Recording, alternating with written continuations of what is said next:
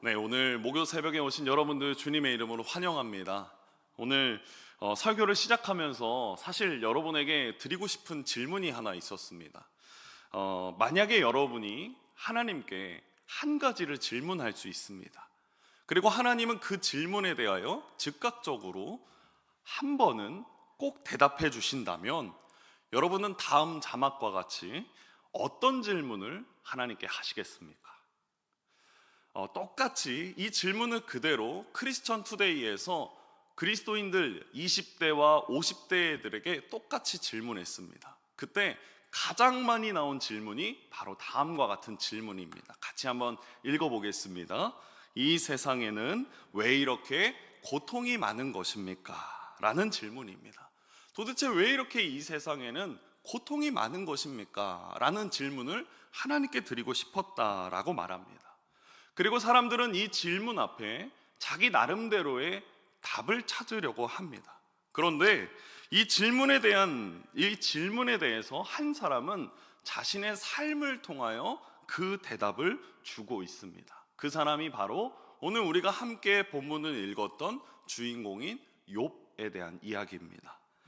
고난의 문제를 이렇게 깊이 다루는 성경을 찾는다면, 그리고 뽑는다면 아마 대부분의 그리스도인들이 욥기를 뽑는 것 같습니다. 특별히 욥기가 그렇게 인상적인 부분 중에 하나는 하나님께서 그 해답을 주신다라는 것입니다. 그것이 가장 인상적입니다. 하나님은 우리에게 때로 고난을 허락하십니다. 그리고 그 고난에 대하여 하나님은 침묵하지 않으십니다. 물론 하나님이 침묵하실 때도 있지만 분명한 것은 이 욥기를 봤을 때 그 고난에 대한 하나님의 어떤 마음이 담겨져 있고 그 고난에 대한 하나님의 계획이 분명히 존재한다라는 것입니다. 우리는 그러면 무엇을 해야 되느냐? 그 고난 속에서 하나님의 선하심을 발견해야 하고, 또 그 고난 속에서 좌절하고 두려워하고 피하는 것이 아니라 그 고난 속에서 하나님의 마음을 이해하고 발견하여 하나님께 소망을 두기를 축복합니다. 고난의 이유, 고난을 경험하는 것, 특별히 이 새벽에 고난에 대한 이야기하는 것, 저도 그렇게 유쾌하지 않습니다. 그렇지만 분명히 우리는 이 고난을 같이 함께 나누면서 인생을 새롭게 보는 관점이 열리리라 생각됩니다. 그 관점 앞에 하나님께 소망을 두는 저와 여러분이 되기를 주님의 이름으로 축복합니다. 오늘 본문으로 들어가겠습니다. 1절 말씀 함께 합독하겠습니다. 우스 땅에 욥이라 불리는 사람이 있었는데 악에서 떠난 자더라. 그렇습니다. 욥은 우스 땅에 거주하는 사람이었습니다. 그리고 그는 경건한 사람이었습니다. 이제 다음 사진에 보시면 우스 지방이 도대체 어딜까라고 찾아보니까 성경 주석에 이런 지도 앞에 우스하고 제가 이 빨간색으로 표시해 놨는데 가로치고 물음표라고 되어 있습니다. 도대체 어디가 정확히 우스냐라고 말하기는 좀 어렵지만 대략 지금의 현실로 말하면 요르단 지방에 해당되는 곳이 우스입니다. 그런데 이 욥기는 과연 무엇이냐? 이 우스 지방에서 도대체 무슨 일이 있었느냐? 욥의 이야기는 입에서 입으로 구전으로 전해오다가 솔로몬 시대에 정리가 되었습니다. 그러니까 욥은 언제 살았느냐? 아브라함 시대에서 솔로몬 시대 사이에 살았던 이야기고 사람이었다라는 겁니다. 그러면 이것이 언제 정리됐느냐? 솔로몬 시대에. 솔로몬은 이스라엘 지방, 이스라엘의 입장에서 정말 많은 경제와 부를 일으켰던 사람이었습니다. 여러 무역이 발달하면서 자연스럽게 사람들 사이에 신학도 발달하게 되었습니다. 많은 종교, 많은 신학이 이스라엘에서 발달됐고 학자들 사이에서도 질문의 양이 늘어났고 또 사람들 사이에서도 질문의 깊이가 달라졌다라는 것입니다. 그리고 그것을 주고받으면서 정리하면서 신학으로 발달된 것입니다. 그런데 여기서 학자들이나 사람들 안에서 여러 가지 질문이 나오는데 특별히 지혜에 대한 질문에 3가지 답을 정도 말을 하고 있습니다. 그 3가지 질문 중에 지혜에 대한 해당된 질문의 첫 번째는 바로 다음 자막과 같습니다. 같이 한번 읽어보겠습니다. 이 세상에는 그렇습니다. 사람들 사이에서 여러 가지 질문과 대답을 하는데 첫 번째 질문이 무엇입니까? 이 세상에는 잘 사는 삶의 공식이 있다라는 것입니다. 이건 예를 들면 성실하면 잘 산다, 착하면 잘 산다, 예의 바르고 부모님께 효도 잘하고 베풀기를 좋아하고 특별히 말조심하고 남의 것을 탐내지 않고 선을 행하는 사람은 잘 산다라는 공식이 있다라는 겁니다. 쉽게 말해서 이 상식대로 살 때 형통하게 되는데 그 이유가 과연 무엇이냐라는 것에 대해 사람들은 이렇게 말하는 것이죠. 하나님이 그렇게 법칙을 만드셨다라는 해답이었습니다. 우리 주위에는 하나님이 많은 혜택을 만든 이 법칙 안에 많은 혜택을 누림에도 불구하고 정작 하나님을 모르는 사람들이 많습니다. 예를 들면은 하나님을 몰라도 성실한 사람이 있고, 하나님을 몰라도 남에게 베푸는 걸 좋아하는 사람이 있고, 하나님을 몰라도 말조심하는 사람이 있고, 하나님을 몰라도 선을 행하는 사람은 잘 산다라는 것입니다. 그러나 우리가 세상적으로 보면 이렇게 사는 것도 충분하다라고 말할 수 있지만 우리는 그리스도인입니다. 신앙의 관점으로 봐야 된다라는 것입니다. 더 완전하고 더 지혜로운 삶, 더 형통한 삶은 무엇이냐? 세상에 이런 질서와 삶의 법칙을 만드신 하나님을 알고 경외하는 삶입니다. 그때야 비로소 우리에게 진정한 샬롬, 진정한 에이레네, 진정한 형통, 진정한 평안이 찾아온다라는 것입니다. 그래서 우리는 누구를 경외해야 하고 우리는 누구를 따라가야 되느냐? 여호와 하나님을 경외해야 된다. 그런 결론을 내린 책, 그것을 다 정리한 책, 그것이 잠언이죠. 잘 사는 법, 잘 사는 법칙, 그거에 대한 이야기할 때 지혜의 문서인 잠언을 정리합니다. 그러면 두 번째 질문은 과연 무엇이냐? 같이 한번 읽어보겠습니다. 삶에는 예외가 있다. 예측할 수 없는 무언가. 그렇습니다. 아까 말씀드렸던 그런 법칙대로 살면 잘 살 수 있습니다. 그런데 중요한 건 그런 삶에도 예외가 있다라는 것입니다. 지혜롭게 살아도 고난을 겪을 수 있고, 지혜롭게 살아도 역경을 만날 수 있고, 예측할 수 없는 것이 우리 인생입니다. 그러면 왜 도대체 그런 건가? 라는 질문, 그 질문에 대하여 해답을 줄 수 있고, 그 질문에 대하여 스스로를 생각해 볼 수 하게 하는 그런 지혜가 바로 오늘 본문인 욥기입니다. 그럼 마지막 세 번째는 과연 무엇이냐? 같이 한번 읽어보겠습니다. 인생이 허무해지는 이유는 무엇이며 이를 어떻게 극복할 수 있는가? 마지막 질문입니다. 형통하든 잘 살든 그리고 고난을 당하는 사람이든 누구나 인생의 허무함을 느낀다.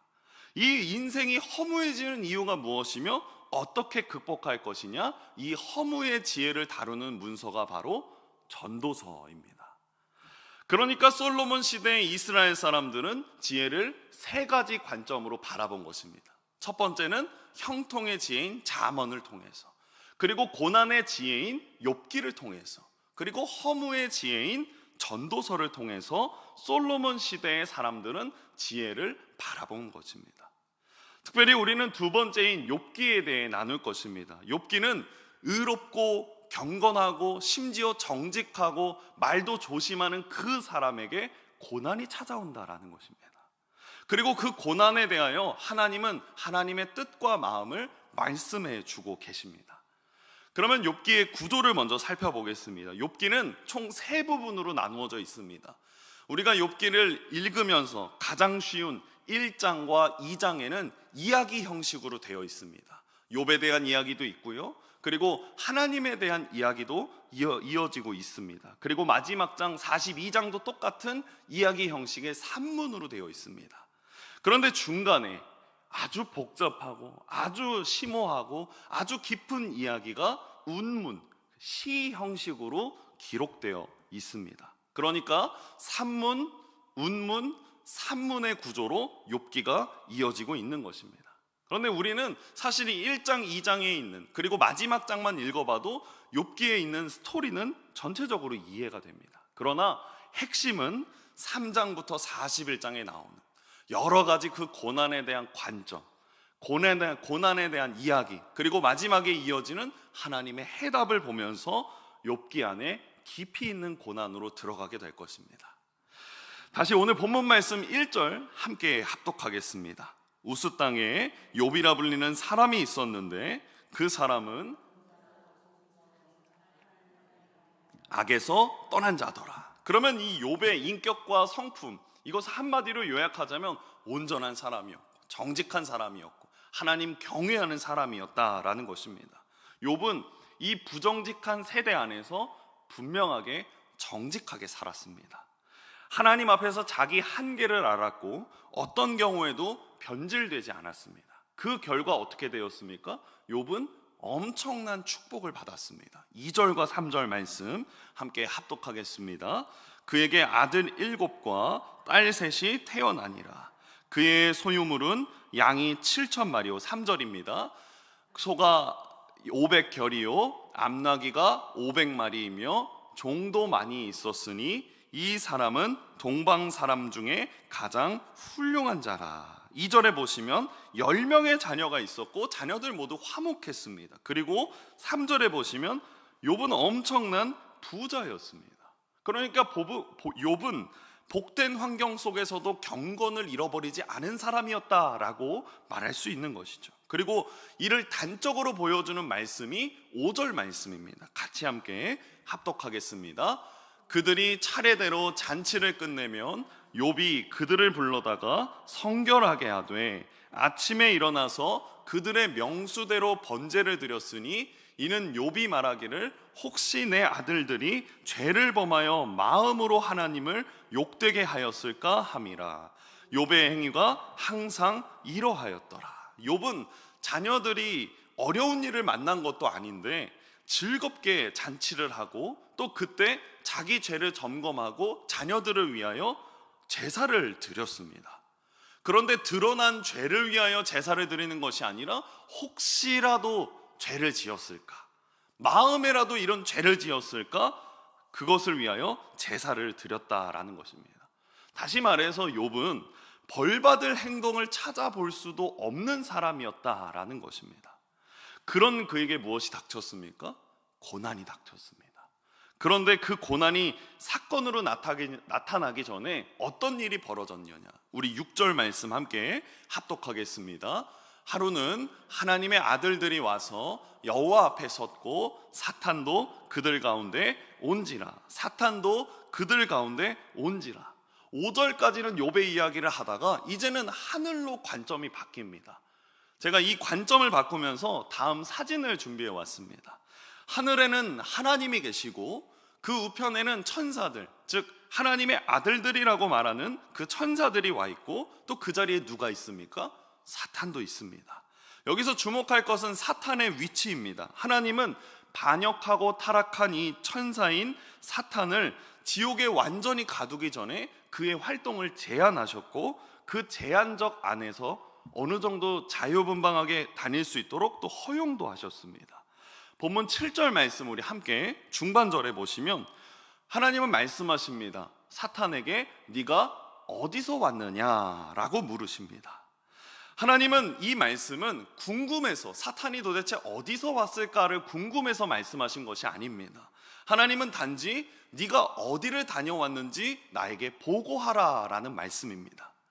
그때 사탄이 대답합니다. 우리 노란색 부분만 함께 화면을 보면서 합독하겠습니다. 땅을 두루 돌아. 그렇습니다. 사탄의 속성을 보여주는 그 문장입니다. 여기저기 기웃거리면서 악한 일을 도모하는 것, 사탄의 상태를 보여주는 대답입니다. 그래서 하나님은 이 다음에 8절 말씀에 보시면 이렇게 말씀하십니다. 우리 함께 합독하겠습니다. 여호와께서 사탄에게 이르시되 내가 내 종 욥을 주의하여 보았느냐. 그와 같이 온전하고 정직하여 하나님을 경외하며 악에서 떠난 자는 세상에 없느니라.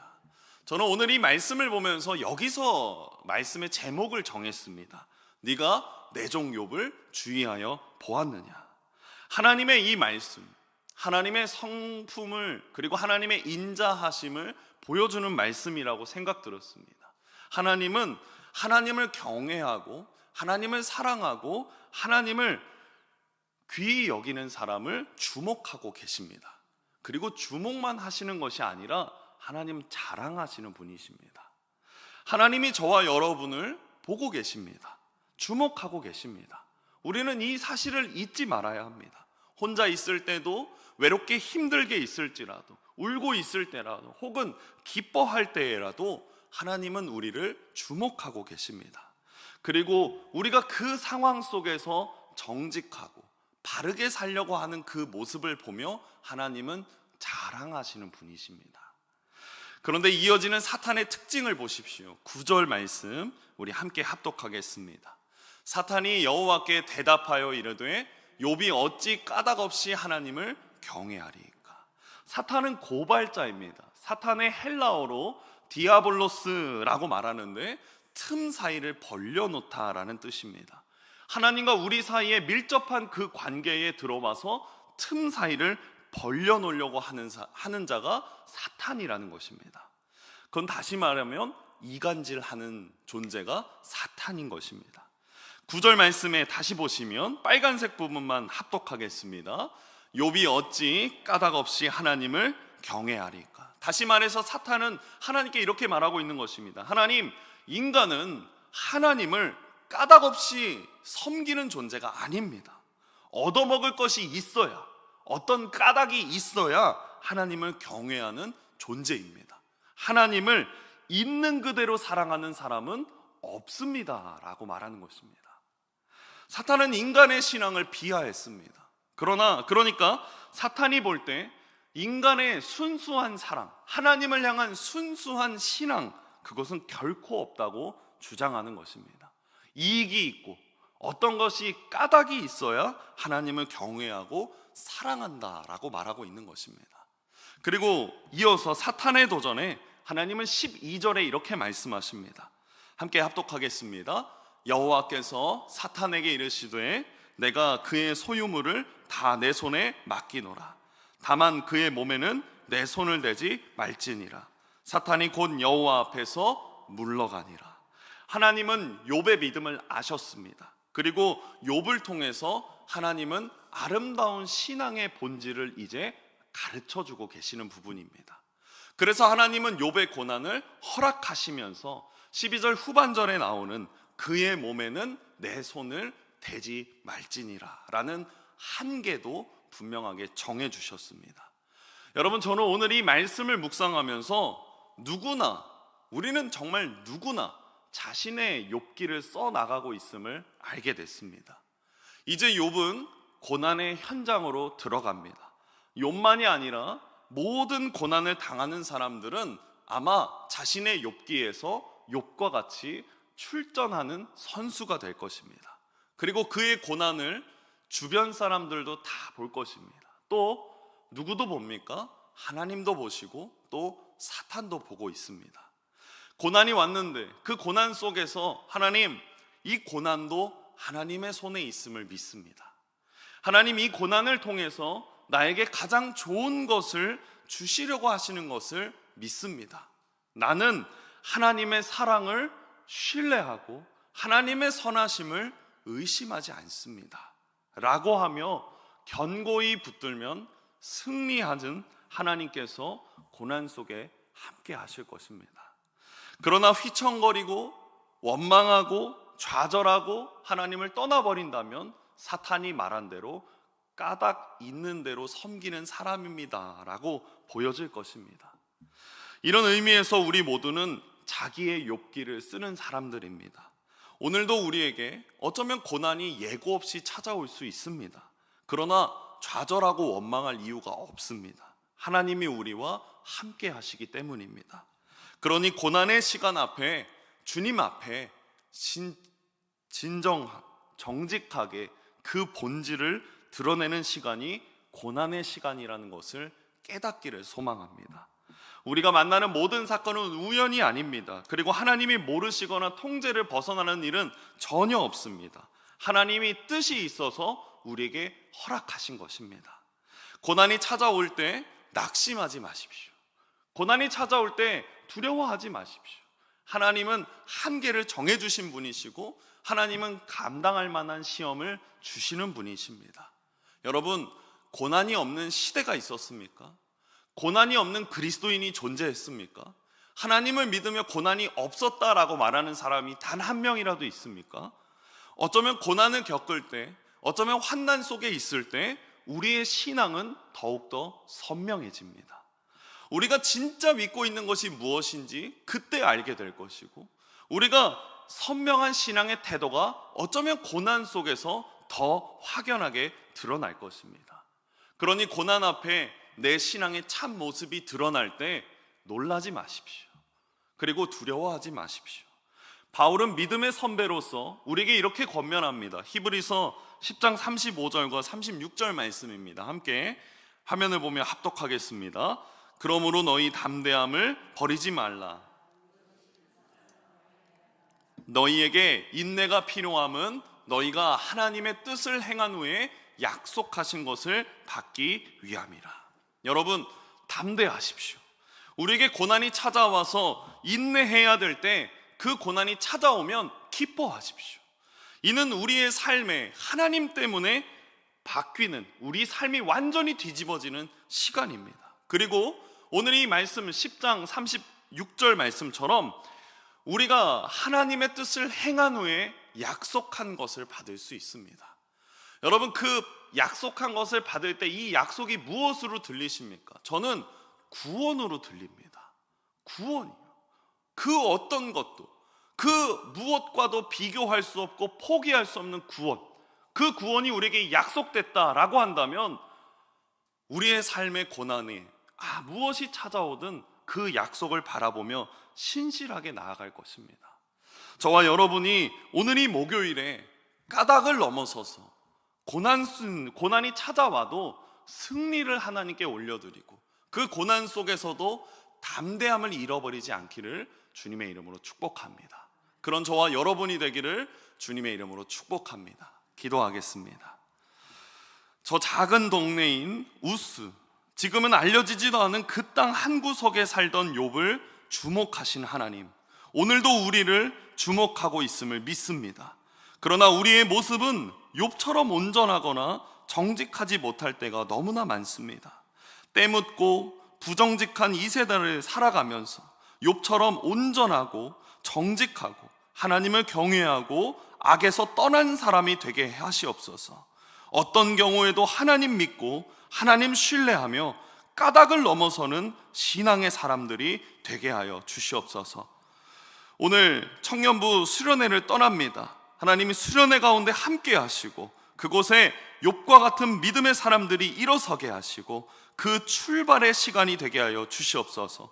다음 주에도 청소년부 수련회가 있습니다. 그 수련회에도 믿음의 확증을 넘어서고 확신을 가지는 우리 아이들이 되도록 주님 붙들어 주시옵소서.